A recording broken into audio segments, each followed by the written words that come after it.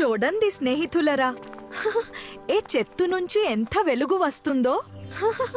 అద్భుతంగా ఉంది. అవును, నాకు మామిడి పండు దొరికింది. వావ్ బుజ్జీ, ఇది మెరుస్తోంది.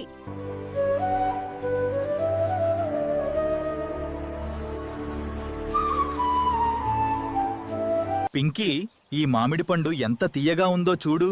చల్లగా తియ్యగా ఉంది. అచానక్ నేల కంపిస్తుంది.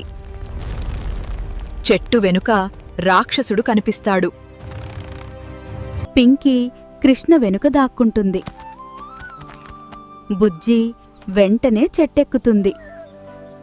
రాక్షసుడు ఈ మామిడి చెట్టు గ్రామాన్ని రక్షించే మాయా చెట్టు అని చెబుతాడు. శ్రీకృష్ణుని వేణుగానం అడవిని మాయాజాలంతో నింపింది.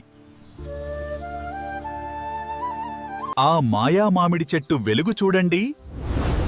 బంగారు వర్ణంలో మెరిసిపోతూ లెక్కలేనన్ని పండ్లను ఇస్తోంది. చూడండి పిల్లలు, శ్రీకృష్ణుడి మాయ ఈ చెట్టును ప్రకాశింపజేసింది. ఎంత అద్భుతమైన దృశ్యం! చూడండి, కృష్ణుడు, పింకీ, బుజ్జి మరియు రాక్షసుడు గ్రామస్తులతో ఈ మాయా మెరిసే మామిడి పండ్లను సంతోషంగా పంచుకుంటున్నారు.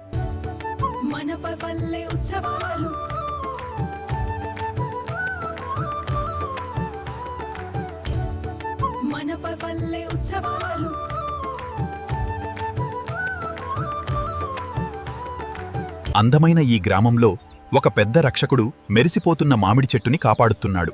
కృష్ణుడు, పింకీ మరియు బుజ్జి అదన్ని మెచ్చుకుంటున్నారు. కృష్ణ, పింకీ, బుజ్జి, రాక్షసుడు మామిడి చెట్టు కింద ఆనందంగా కూర్చుంటారు.